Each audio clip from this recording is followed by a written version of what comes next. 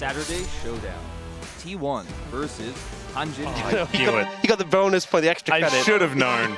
I don't know why Wolf didn't get the extra credit, but I understand that Chronicler needs to be number one. And there's only one way to do that if somebody else got a perfect week. Let's get into the draft here, though, for game number one. Hanjin Brion are going to be on our blue side. First pick will go over to D+ Kia, as they had the right of first selection, and they are going to use it to ban away a Nocturne. Yeah, Rumble, not too much of a surprise, going to come in as the next ban. And for me, I think we haven't seen too many changes on the patch. You know, things didn't really get shaken up that much, just a couple of little tweaks. So expect things to kind of carry on as they have been. For me, I think Hanjin Brion, Teddy has just been in really good form, even in the losses. So a lot of focus towards him, I think, could have a lot of value. Karma, the nerfs are kind of minor. Yeah. You know, just like a tweak to her laning a little bit, but even then, still it's super Karma's really upset about losing some AD. Yeah. I think her hit shield got a little bit tapped as well. It was just the mana cost, which, you know, not the sort of champion that goes that much in lane. Now, Varus was open and available, so first picked by D+ here, and that's something that puts a lot of pressure in the 2v2. And, you know, we were just talking about Teddy being in an excellent position. You want to make sure you have a lane that can match into the Varus and do well. We often see Sivir into Varus. You don't necessarily have to pick it now, though. My concern with taking a Sivir on this rotation is that they take a Jarvan, so they go for the Pantheon here. And Pantheon has been pretty good. Yeah. The thing about the Varus that really bothers me is the fact that it's a flex, right? They picked the Ezreal for Teddy, obviously a comfort pick for him, but you don't know that is where the Varus is going to be going. There could be a different lane in store, and I hope that they hold on to that counter pick, or the flex pick, sorry, for as long as possible. But Jarvan is going to be locked in here, and then I assume Showmaker is going to play Azir or something like that. I feel that's why they went for the Ezreal, is because the Jarvan on 2 here was such an expected thing. You know, if you go for the Sivir, you fall into that trap. Ezreal has been a super big comfort for Teddy, as you said. Lee Annie is pretty powerful. Yeah, I think one of the big things with Lee Sin is you want to have consistent CC to set him up. Yep. After level 6, you have that in the bot lane already, or top lane potentially. And mid lane, the point and click stun. You also have Chains of Corruption as well, so there's a lot of follow-up for Flash Tibbers. And if you get an AoE stun, then the Chains of Corruption chance of getting that extra follow-up CC is going to be even higher. But here is Widid's favorite lane, the Nico, going to be locked in. One he absolutely loves. A lot of poke between this duo, which, you know, you are kind of fighting into the Varus. Obviously, we talked about the Sivir being like the common sort of pick that can negate him. Ezreal does have a strong lane, but can be poked out from a distance, depending on the support matchup. But picking the Nico up here and having the chance to trim away other picks has a lot of value. Bard, potentially, could be something you take off. We've seen really high prior on that. Could he go for the Ashe? So still concerned with the prospect of being that Varus top. Ashe Seraphine could be an issue. And not want to deal with that. So some bans to come through here I expect aimed towards the mid lane, although you can protect top lane just a little bit. But I think top lane's going to be a little bit of a different story because you can pivot the Varus around, so you're not exactly locked in to what that matchup is going to look like. I wouldn't mind just protecting the Annie as best as possible. Yeah, Aurora's normally the one we see into Annie. Yep. Azir just generally high prio, but normally we get Aurora into Annie specifically, so it wouldn't surprise me if that next ban from D+ is the Aurora. I also quite like Azir when there's a Nico there to lock people down, allows you to get that Emperor's Divide into a position that you like it. And there is the Lulu, going to be taken away as well, so Korea doesn't have the option of going towards that one. I mean, they're fully committed to the prospect of this being a Varus top. Both of these bans are sort of suggesting the Varus top is what we expect, or at least more threat. And there's still good options for Korea. You know, Korea had that fantastic Bard highlight earlier in the season. He did. Bard Varus is a pretty solid lane here. They actually don't go for the Aurora, instead going for the Jax ban away from casting. Yeah, and that suggests that they do want to be playing this Varus in the top lane, as the Aurora that you were talking about, because it did slip through, is going to be likely snapped up here by Loki. Gives him a good lane. The Anivia would also be kind of okay, although I feel like it's not quite as powerful. And he does have that lack of mobility, though, so if you do manage to wall her off, you can get some guaranteed damage down there. Similar to the Anivia into Ryze matchup that we've seen so many times, but this is going to confirm that that Varus is heading towards the top side of the map as Smash is considering a Jhin pickup.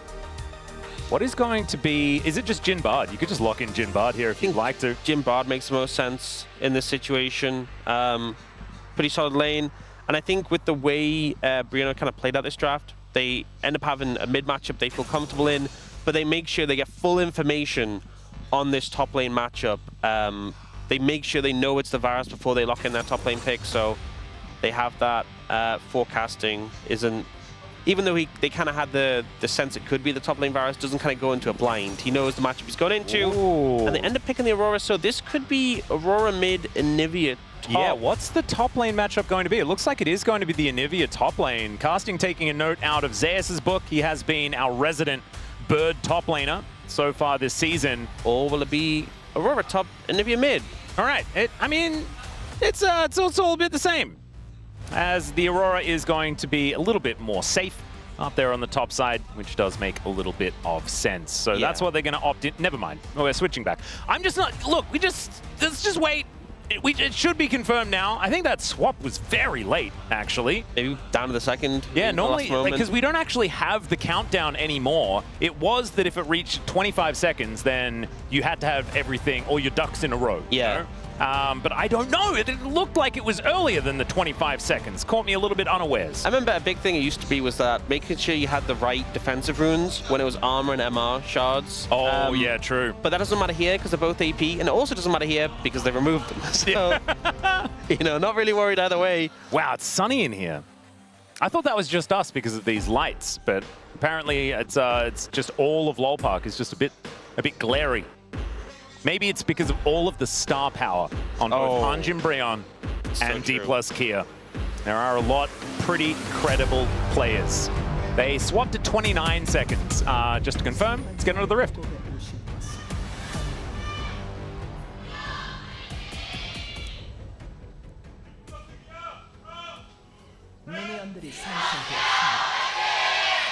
Wow. I know we're on the D+ side of Lol Park here today, but that was a very, very loud cheer. So plenty of D+ fans making it out. And let's see whether Hanjin Breon can get enough Brotax in order to, you know, create a louder cheer for game number 2. Whether they need it or not is going to be another big question because these drafts are kind of wacky. I think the Varus has been understandably very, very powerful on that top side of the map. The Dusk Till Dawn build is kind of insane. Yeah. But it was first picked, right? There was plenty of time for Hanjin Breon to come up with an answer. It is the Anivia at this stage. And sometimes when there are these coveted picks that are banned all the time, when teams finally do get their hands on them, they cannot necessarily be as powerful as what we would expect. Here on the bottom side, though, Teddy and Namgung going up against Korea and Smash, and Korea and Smash doing a decent job, as my goodness. Blight really, like, just the on-hit just does so much. Yeah, that was something as well when they nerfed Pogue Varus a bit. With his Q damage, they put extra AD ratio onto his W, which is bonus AD, so it's not really having that much impact now, but even just like, you know, Doran's Blade, the AD Shard, a little bit of a difference. It does do a lot in those early trades. Now, I think the big thing for this top lane matchup is the fact that you end up with a range top, because so often we see Varus into a melee top, like they pick the Varus, they expect a bot, they lock like a blind Renekton, and it's just nightmare fuel. But the Anivia doing pretty good in the trades. Oh, have the cannon as well. You have the egg as like the second health pool and the safety for a gank, but also you have pretty good gank set up onto the Varus. Yeah. It's actually pretty easy, because I think with the Renekton, you're kind of suffering, and then eventually, oh, gets a cannon as well, that was good. That was very smooth by casting. And then eventually, you like try and flash on the Varus and set up your jungler, but with the Anivia, you know, you can survive the lane pretty relatively comfortably and still have that gank setup that other picks like a Renekton would have. Well, currently she has been denied going home, but I think that he's happy to just catch this wave, both of them on relatively low health, and if you're away from your turret, as the Anivia, the egg, may not necessarily be as powerful. Now casting's the one that has to move pretty far up the lane. as Gideon is in the area, does spot Lucid here with that Scryer's Bloom. Lucid now knows that Gideon is there as they put wards over the wall at exactly the same time, at exactly the same place. That was very cute. Q going to spot out Gideon here, who does actually get hit here by the follow-up. Showmaker over there just to make sure that Gideon doesn't have any opportunity to fire back. So D+ with a slight advantage early. With the mid prio, it might be a bit tricky for Gideon to get in here. He's a little bit lower on HP as well. We saw Loki just get chunked out a bit in that trade, so going to be double scuttle for Lucid. Also has Korea moving up to secure it. Oh dear, they're looking for Namgung as well as the Q is going to land. Not able to get himself out of the way, and that is first blood over to Korea. Only cost him a flash, but that is a big deal to start off this bottom lane. Just such a great transition down, had the vision onto the enemy. Nico, great read there to find the play. One of the things as well, playing Nico into Bard, it doesn't happen here because the clone was already on cooldown. But you obviously want to use your W to get away, and it can just set you up to stun yourself. So that's always a danger in this matchup. There obviously didn't come into play. That was a pretty easy setup. But I think Namgun just expected to be safe in that situation and ended up getting punished. Oh, double flash is actually thrown out towards the top side of the map as well. So Casting and Shiu trading up there. Does mean Casting is going to be going back a little bit earlier. Teleports back in with the makings of a catalyst. And I imagine Shiu is going to be looking for a back time as well. There it is. Has the Swifty boots, which will be very valuable when that ulti does come on through. I think as well, playing into Anivia, the Frost, what's it called, the Q? The Flash Frost? Flash Frost, yeah. It's so slow that like having the boots of swiftness just makes it so much easier to dodge, especially now that you don't have that flash available. Or even just the wall, like being able to walk around it faster. You can see now Shiu already. Yeah, not to mention the passed out of it. Yeah, the combo is, you know, put down the ulti, then put down a wall, and you have extra slow resistance as well, so it makes it even more beneficial. Shiu does manage to nail that cannon. High value there. So it is just the boots of swiftness to come on through. No damage yet here for Shiu. Yeah, I think Varus base damage is just so high that, you know, you can just invest in that movement speed, especially into a lane that's so skill shot based. Level 6 now there for casting though. Chains of Corruption does come on down here as Gideon moves over. Lucid here a little bit later. Wall is there as well, and they're just fighting on the ulti. That is not what they wanted to do. And Lucid going to go down for the double for Gideon. Hanjin Breon really finding some success here in the top lane. Yeah, I mean, she would just ended up standing there in the ultimate, getting caught up in the CC, obliterated, and then Lucid, unfortunately, trying to save his top lane, and gets caught up in the mixer as well. Not really how you want to play that 2v2. Absolutely not. Close. Smash and Career as well. Doing a bit of battle here towards Namgung and Teddy. Namgung a little bit short on that one as Cosmic Binding also goes wide. But that topside little skerfuffle is going to be a big problem here for DK because it was Lucid that had a little bit of an advantage in the jungle. It was Shiu that was able to get some zoning done against casting, and now that has all been nullified with that gold advantage that they have picked up. Obviously, it is not a gold advantage universally, and it's just like 200 gold, something like that, which isn't real. And the Drake should be going over to Lucid here on the back end of the play as Gideon finishes clearing out his bottom side jungle. Yeah, the impact though is, I mean, we'll see the replay first. So she would just, you know, standing aggressively, ult goes down, stun connects, he's already half HP, gets basically into, I mean, doesn't even need the execute from Gideon, but he uses it on the Lee Sin and just chunks him. They were just partying on a glacial storm, which is probably not what you want to do. Really isn't. And, you know, the immobility of the Varus kind of suffering there, especially with no flash available. Immobility. Beautiful word. Not actually correct. He is mobile, just not as mobile. Yeah, true. To be immobile, I think, is to be stopped. He did get stopped there, though, when he got... That's true. He was immobilized for ice a moment. ball thrown at him, yeah. I think the thing, though, now is that Gideon being the person with the gold, you know, obviously having like a fed laner is always nice, but when it's a Pantheon ahead of the curve, he's the one who's always going to show up to the plays. He's the one with the like semi-global ultimate who can be wherever he wants. He doesn't quite have that first item completed, but that's such a huge spike. And Shiu have to play such a safe game here. Yeah. Level 8 here for casting as well. Does have his catalyst complete, just going to feel a whole lot better. Also has a CS advantage by about a wave, but that should be neutralized momentarily. Shiu does pick that one up. Teleport back here for Showmaker as well. And Bro just holding on to that slight advantage that they picked up. And Korea going to come on over and just annoy Loki here momentarily. That is in the cannon. It's so frustrating, isn't it? Did he just lose a cannon because lost of it as a well? cannon because My of it, yeah. gosh. Casting Devastating. also lost a cannon. We need to make sure that Teddy just got his cannon in the bottom lane. Otherwise, it's just 3 lanes that lose cannons all over. That's half a kill. Yeah, big More. gold swing. Massive. Okay, Grub's going down. The TP being committed as well. I mean, it is just Loki's, so he'd be going back to mid regardless, but it is a pretty focused commit from Bro, and D+ instead just focus on picking up some farm on their side lane. As end result is 3 Grubs for Hanjin Brion in this situation. Pretty nice. Smash is going to be able to get this wave shoved in, though, and just walks around reloading for a few moments. Korea coming on over, does look for a Cosmic Binding, but just gets a Meep Slap off and is just going to back away. Deadly Flourish goes wide. And Loki actually taking a lot from Tibbers here is okay. Man drop towards top side of the map as Casting was tanking up that turret, but I think he should be all right. Flash just barely up and available now as he dodges out of the way. And Shiu will survive. Still has to give up a lot of the lane as now Lucid makes his way forward. Where did he come from? That was insanity. And True Shot Barrage is not going to be able to hit Shiu here, who was backing in that brush. So D+ able to find an angle back into this game. Yeah, I think Hanjin Brion went for that play because Shiu's flash was nearly up. Yeah. And Gideon rushed it before recalling, so he had gold for Sundered Sky, didn't buy it.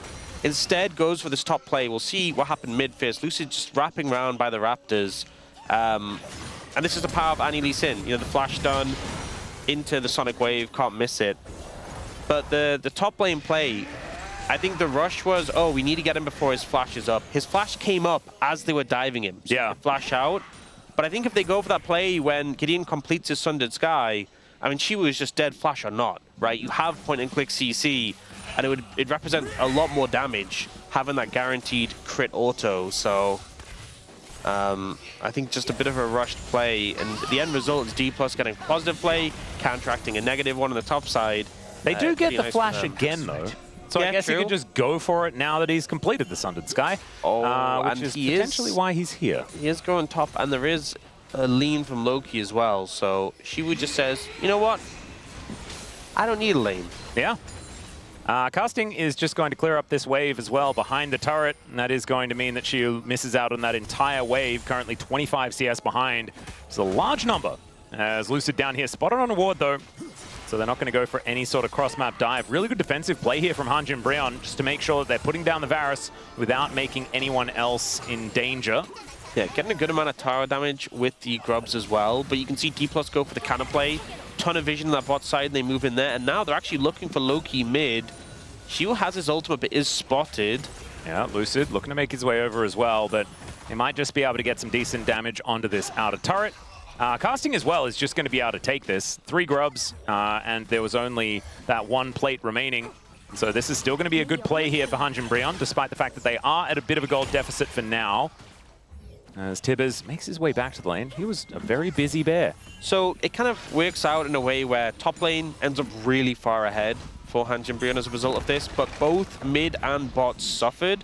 So it's kind of trade-offs. You can see the gold lead pretty even. D+ were further ahead before this, so in terms of total team gold, Hanjin Brion definitely benefiting, but the bot side of the map kind of suffering to make sure Casting gets a sizable lead. Yep. There also now might be an opportunity for Shiu to freeze if he would like to, but you do give up a fair bit of map control if you do that.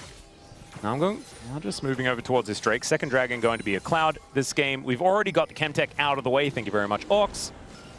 And Korea just looking for some chimes. We'll be able to collect them. There's Namgung just saying some Nico things. Yeah, D+ already had a ton of vision down here from when they did that bot side lean. So we see Bro clearing out some of the vision, but there's still some wards behind. They don't really have a great TP flanker, but we see Bro now moving in for the Dragon, and D+ look like they want to contest. Teddy already down his Arcane Shift. Yeah, Lucid landing some Qs here pretty nicely, but safeguards to get himself out of the way with Casting in the area though, and with Showmaker nowhere in sight. It wasn't an opportunity for them as, oh man, it's not exactly a great soul day here today. Shiu finally with some time with the lane. Misses a bunch of farm. Yeah, just missed the cannon by himself. A little unlucky. Yeah. We see D+ not wanting to overcommit for the Dragon. Hard to play into the Anivia, and I think the thing is with TPing the Varus down is that you know, they had some wards that would set up well. If you had something like a Renekton, right? You know, or maybe a Gnar, there was definitely angles where you could TP in for the flank. Flanking Varus, not really a thing. No. And I think that's one of the potential issues with playing into this comp of Hanj and Brion is so often when you're into an Anivia, especially a Fed one, you want to come at multiple angles. If you all come in from one direction, it's very difficult. You're going to get met with walls, with the Glacial Storm as well. With this comp from D+, you don't have anyone who's like amazing as a flanker. Like Lee Sin could find flank angles, but I think the main thing is just having like a snapping gauge is what we're going to look for from D+. So if you don't see the angle for it, if you don't see the angle just to explosively go in, we may see them just forego the fight instead, as we did there. Yep, it's just going to be on Showmaker to find his angles. As does get a stun here towards Loki. Just takes half of his health bar. Make that 2/3. As Tibbers will be drawn back. And Showmaker is going to send Loki home. It might be the end of this turret. Just have to see. As Teddy now has this wave to deal with. Does so quite comfortably. Trinity Force now online. Still looking to put together his Muramana. As Loki actually deciding to stick around. We'll be able to evaporate this wave pretty comfortably. Yeah, does have the red buff and fillable running, so a decent amount of sustain. But also, I think once the tip has been dropped, there's not nearly as much threat. Still, I'm going to shift in some shapes here, as Lucid just decides to hit it a whole bunch, but that is not the real one. Still a 700 gold lead, as the Anivia not quite enough to provide a full advantage for the team. But as soon as he shows up, it is going to mean that Showmaker leaves the area. This answer to the Varus top lane, even if it did require a little bit of help, has worked quite nicely here so far. Yeah. Question is, can you keep him down? Is going to be sort of on my mind. I mean, that's the thing. You're still going to have the value of the ultimate on the Varus, even if you are a bit behind. And it really just comes down to can they set up to defend the Anivia. They are starting the Herald. So last time we had an objective in the Herald pit was the Grubs, and Bro got it pretty uncontested. We're going for this again. D+. Once more, looks like they're not willing to TP in the Varus. We see the full commit from Bro. They TP the Anivia in. They're like, we want to make this happen. And D+ go, okay, we'll just get some more farm on a Varus, and we'll just wait for another opportunity. It kind of feels like they're really just eyeing up. Can we approach this? Do we have the right angle? No? Okay. Yeah, hunkering down is what it feels like. Yeah. And that is going to be the turret falling down, so D+ in this moment do actually get themselves a little bit of an advantage in the play. As one more time, Showmaker throws a bear at Loki. Loki just seems to be at like 1/3 health the entirety of this lane. Has to use the ulti defensively to get out of the way of Showmaker, who is just feeling very happy in this lane right now. True Shot Barrage will stop the back here from Xiu, but there was no one there to follow up or anything like that. Just going to buy a little bit of tempo. Just nice to be annoying sometimes. Yeah. As Lucid looks for a bit of an angle here as well, the Deadly Flourish is going to go wide. Namgung able to heal himself out of the way. And Xiu does now have that Hex Plate done, so Chains of Corruption can come out a whole bunch more. So Xiu with that ult TPing just to catch the wave there. So, you know, they've been holding the TPs for these fights, not really committing them, not using them, constantly having Xiu in a side lane. And then he uses it there, losing out on the tempo from Teddy ulting him, just TPs in. High value ultimate there from Teddy. Yeah, but also just kind of indicative of how D+ are kind of playing at the moment. They really haven't been over-focused on grouping now. It is 45 seconds till that Dragon. It's an Ocean Soul, not the highest prio. They haven't really shown a huge inclination to be fighting everything, so if they don't fight this, I wouldn't be too surprised. But they do have Xiu on this side of the map, and if you look at the vision setup D+ have around... Say, that is so many wards. Yeah, if they don't get this Dragon, it's going to be a huge waste of money. 100%, and Bro right now are going to move in and start clearing these wards. They won't get all of them, just because there is that line so much deeper. Yep. But should be able to pick up a bunch in the river. You can see Showmaker is just pinging the turret, though. Might be that they're just not that interested in this Ocean Drake, because Lucid will be able to pick up this blue buff. See who is going to go and collect it. Smash over here just trying to push this wave back. Gideon going to grab this dragon as it spawns.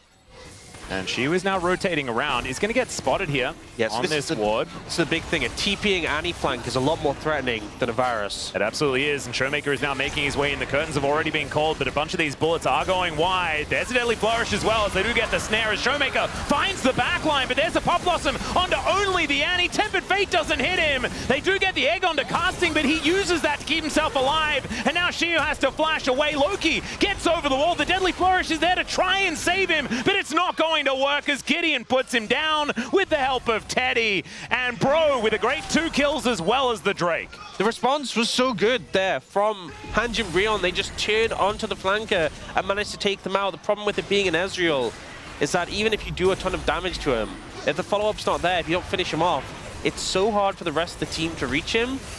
Everyone kind of moves in when they see Showmaker. The flash done, the follow-up, Teddy disengages. They kill Casting in return, but only into the egg. Yeah. And so they can't really do more here, because I know Casting's going to come back from the egg and be that threat again. And I think, unfortunately, Showmaker just didn't get the follow-up he needed.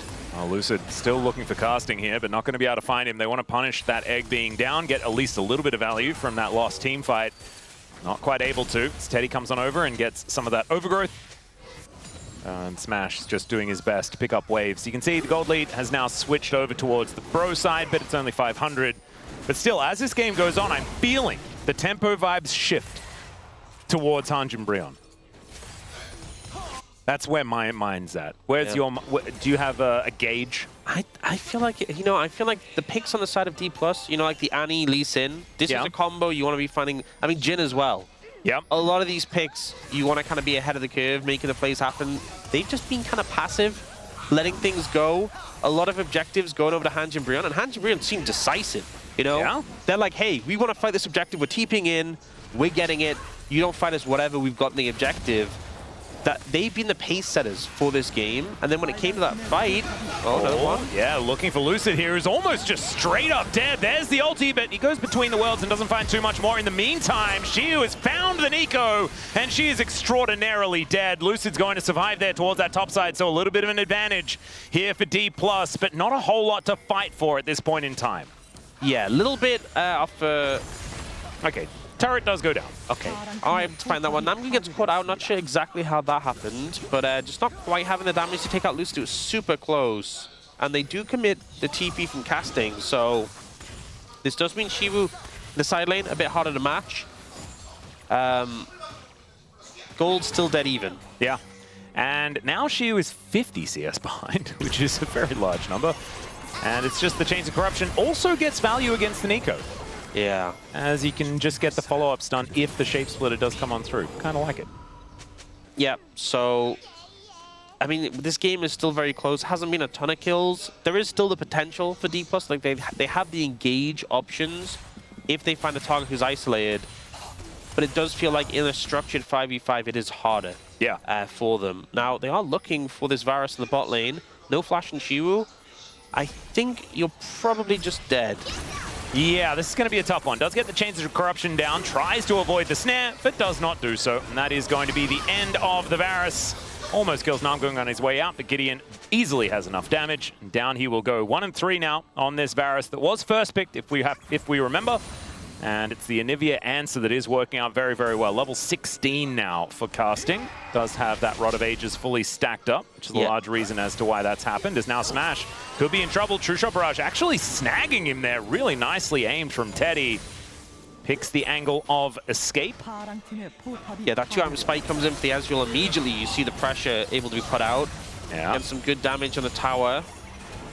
It is Jhin, though. He's able to clear out that wave relatively well. But Casting is just unanswerable. I don't know what you're supposed to do about this bird just having a great time in the bottom lane. And the thing is, we've seen T+ have good vision setup around the dragon and choose not to contest it. You know, they had that massive spread of wards, didn't find the right angle and said, no, we're not going to do it. Now, with 45 seconds from dragon, they have nothing. Yeah. You know, it's Hanj and Brion who have the deeper wards here, and you see D+ moving over and starting to clear some of these out.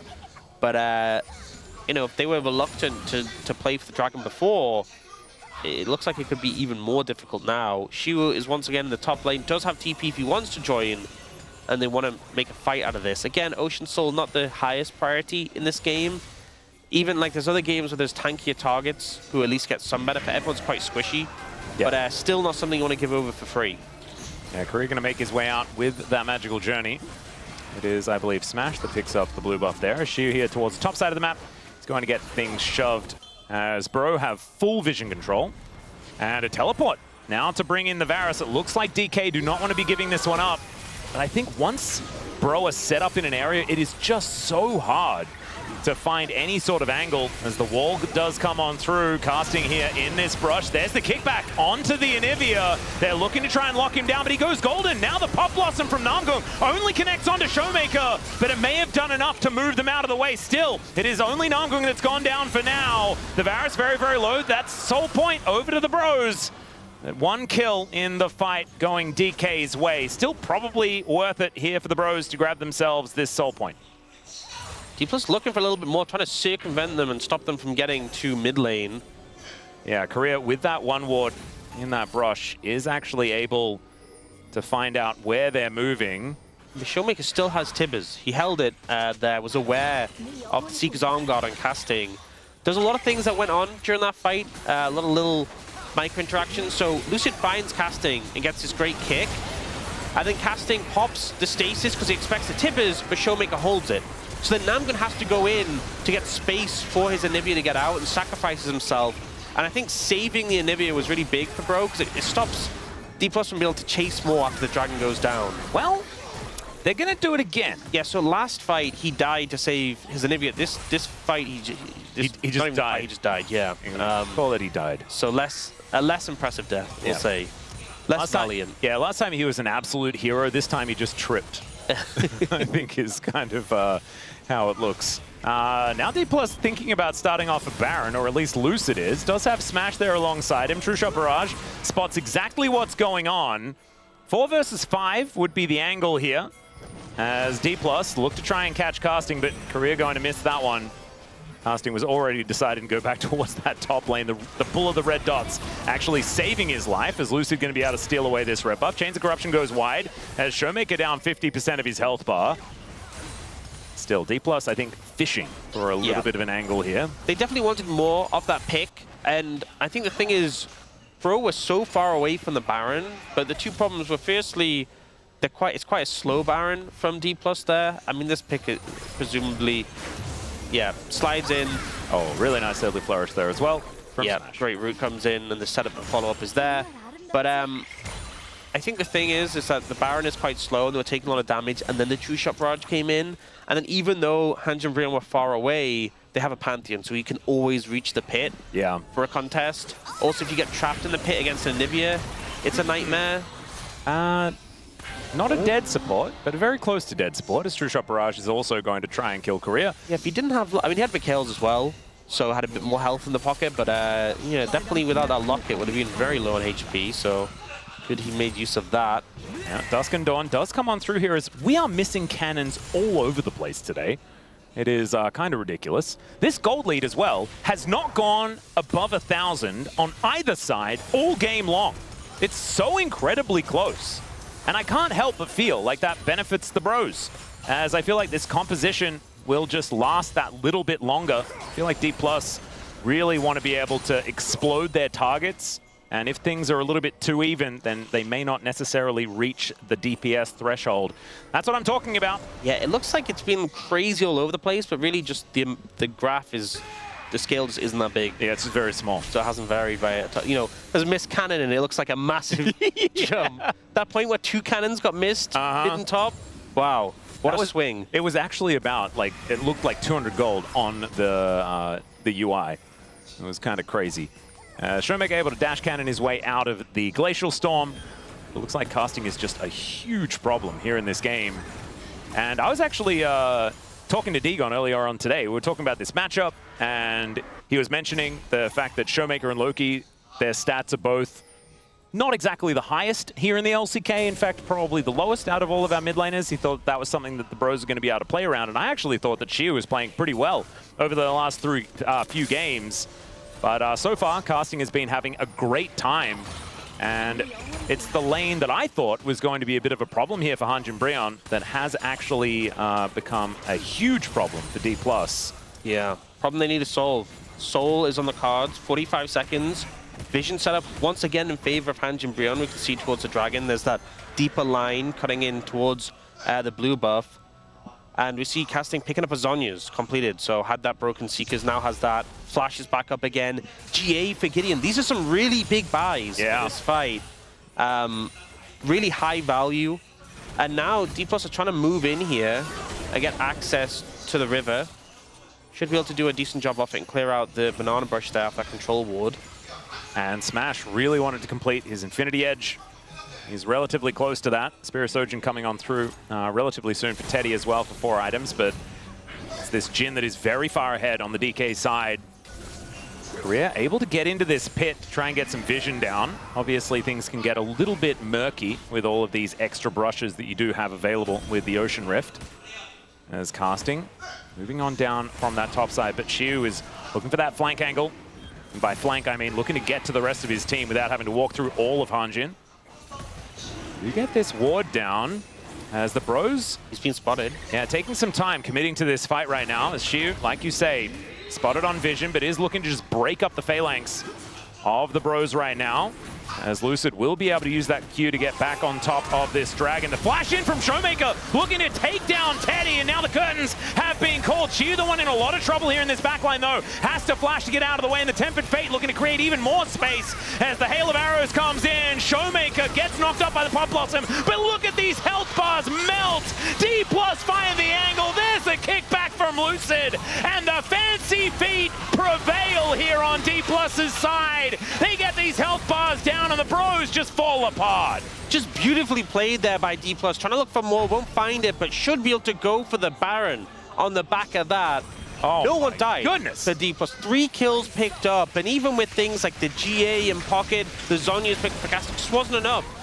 I feel like the approach, the patient approach from D+, and the flank pressure from Xiu was such a problem. Yeah, not to mention Showmaker finding Teddy, and he had to use all of his buttons before the fight even really broke out. Yeah, I think we talked earlier about how into Anivia you want to find those flanks. I think Showmaker playing on this right side and Xiu just being this annoying presence really made things difficult for Hanjin Brion. Teddy essentially CCing himself by ulting so that Showmaker can go for the combo. He has to back off on low HP. The 4-shot hit, so everyone has to move to cover him. Meanwhile, we see Gideon jump on a Xiu, but the Tempered Fate buys time. This from Lucid, dives in. Oh man, yeah, the safeguard just gorgeous. So well played, and then kicks the Pantheon into his Varus to finish off. They clean up the Anivia, they clean up the Pantheon, so they can get that Baron without any contest. So just really well played. And again, you know, there's difficulty if you just go straight into Anivia, but it felt like there was this sort of measured hit a target, but don't overcommit. Yeah. Follow up and move in and out at the right time. The D+ just did so beautifully there. And I really think that they had to play it that well, right? You were talking about item spikes, that was on the Hanjin Brion side, but also just the composition over time should be easier and easier for Bro to play out in these team fights. And DK do need to win the finesse battle, and they absolutely did in that last fight. They're going to have to keep it up, though, as we were talking about. This is the largest gold lead that we've seen all game long, but at 31 minutes, 3K is not exactly a massive amount. As now Xiu is in, I was going to say trouble, but he's dead, ladies and gentlemen. He's just not going to survive, as he does try and get a bit of damage back onto Teddy, but just sort of caught trying to push up this lane. Not exactly the most safe split pusher that you have. And now, with a few extra people here on the bro side, they are just going to push DK away. That is going to mean that Rebel Baron power play shrinks to about 1,000. And yeah, 3,000 gold lead. No, not in this game. This is a game about having no gold leads at all. Yeah, just, I mean, hard as a Varus to be playing in the side lane against the Pantheon, especially when you have so many mobile carries you can follow up so easily with the Aurora and the Ezreal. Nice dodge there from Gideon. Yep. To be able to survive that. There wasn't too many champions close up in the follow-up. With the Jhin, there's always that worry. But yeah, so Baron kind of negated by that pick onto Xiu. And even though D+ did get that dragon, still the sole threat for Bro on the next one. But it is D+ who have kind of regained control of the game and got that advantage. Smash does have his IE now. Yeah, he's very large. Yeah, went for the Storm. Actually, this time he went Storm Raze a second, not third, and then Rapid Fire third, but went for the later IE build again. Yeah. But does have it fourth. I feel like as well there's not that much resistances on Hanjin Brion, so didn't need to go like Armor Pen and then IE 5th. I just want to say, I don't like it when you speak ill of the item builds. Oh, Okay? I'm sorry. No. Just say that you shouldn't have played Jhin. Oh, okay. It's not about the item build, in my opinion. No, that's just a little bit of an in-joke. I'm still like not sure where the tempo vibes are. I know that Hanjin Brion just lost a team fight, but I do feel like a whole lot had to go right for DK in order to make that happen. A whole lot had to be done proactively on their side. And D+ Kia does, like, I feel like they're the ones that have to sweat on the keyboard to make things happen, you know? Whereas Hanjin Brion, they just need to play it slow, get control of an area, and just do things relatively correctly, and they should be able to make it work. A lot did go wrong for Hanjin Brion in the last one, but I think going into this next fight, they don't have control of the area compared to the previous couple of Dragons where they started with control. Oh, Showmaker over the wall. Yeah, does find the Tibbers. Chains of Corruption lands as well. And Gideon is taken down. His GA was so close to coming back up as Tempered Fate is going to catch casting. And Showmaker has the stun ready for him. Lucid gets on top. The egg is just going to be scrambled. And Korea locks down that kill for his team. D+ find 2 and now can look to break open the base. Showmaker's playing so well around this vision, and I feel like Jonah Strong's having a field day with the vision toggles. Oh, he is. Just be able to show, oh, he's looming, he's a threat, he's there, and then getting this pick onto the Pantheon that follows up with the Bard ult onto casting. They get 2 kills, they get this mid lane inhibitor tower, and it will be Dragon secured as well. Just great angles being found by the mid lane of D+ Kia. Yep, now 6 Elemental Drakes here in this game as well, but this is a very large gold swing, right? They take the inhibitor, they get that extra map pressure, and Gideon 4 seconds till he's up on the map. That is going to be a guaranteed Drake soul point for both teams, as D+ going to be 1 away from that Ocean Soul as well. And we might, I mean, this still could be a game that goes to Elder Flip territory. But I am still a little bit worried here for the bros, as DK have just been playing so well around this draft that can be a little bit difficult to navigate. Yeah, I mean, that start of the wall, over the wall was so good, and especially into a Pantheon who can block so much damage. Yeah. But he lost most of his health bar before he even got a chance to because of the stun and the lack of vision. So just a great pickup, great angle. And now 5,600 ahead. D+ have a massive lead. Baron in 30 seconds. They're definitely the ones with control. You can see a ton of vision on their side. There is a little bit of warding that Hanjin Brion have got down. You can see that control ward they have just north of the Baron pit. And there is a ward as well nearby. So they should have a decent amount of information if D+ go for it. But looking for casting here as Teddy's found once again. He's got the QSS this time around though, as Namgung not able to find Smash there. He just walks it off. Smash has been playing unbelievably well. He's able to take down Namgung here. Gideon goes in, but I think he's going to be taking the Death Chamber exit from this one as he dives on top. Does manage to take down Showmaker, but he'll sacrifice his life for it. Speaking of sacrifice, it is going to be Shiu falling as well. And if Gideon survives here, there might actually be an opportunity, but the curtains are being called, and Smash, he's looking to prove to me that Jhin is actually a good champion, and maybe I need to stand up and recognize 6,000 gold is the lead, and DK are actually looking to try and knock down these Nexus turrets and win game 1. only Teddy to defend here. Yeah, he is able to Arcane Shift his way out, and he is just dead. Lucid able to finish him off with the help of Smash, and this guy with 5 items completed is just destroying Hanjin Brion. He's now going to turn his sights towards this Nexus, and they will win game number 1. D+ really playing that mid to late game out absolutely beautifully. And it was Showmaker that had the largest gold advantage in the end of the game, also did the most damage in the game, finding so many of these flanks on the Annie. Loki just not quite able to find any inroads to make this Aurora work. And I feel like all game long we were talking about casting and Gideon having a decent advantage. Teddy finding some of these moments in team fights, but Namgung never really getting any angles for Pop Blossoms. 보는 거 조심해봐. 야야 좀 애니가 너무 나오는데? 나 잘 돌았는데 이번엔 천천히 보자. 얘들아 나봐줘 얘들아 나봐줘 애니 볼게 애니 볼게. 나봐줘 애니 배봤어 애니 배봤어. 야 이제 높여 이제 높여 이제 높여 야, 니콜 풀, 니콜 풀. 알았어, 알았어. 이제 높여 야, 니콜 풀이 하자. 야 천천히 하면 이겨. 천천히 하면 이겨. 애니메 너플이야. 애니메 너플. 양파트 판택. 천천히 앞라인부터. 앞라인부터. 아 이겼어. 앞라인부터 하면 이거. 형 일로 와봐. 왼쪽 select 맞아. 치고 가줄게 내가. 야 이거 야, 나 옥상태 봐줘봐. 이거. 봐줘야 돼? 아 맞아. 야 어때? 야 맞아. 저기 위에도 봐줘야 되는데. 아 여기 맞아. 한쪽부터. 근데 와봐. 오케이. 야, 높다. 야 미드 와자. 끝낼만해. 노플이야 이제. 이제 높아. 이슬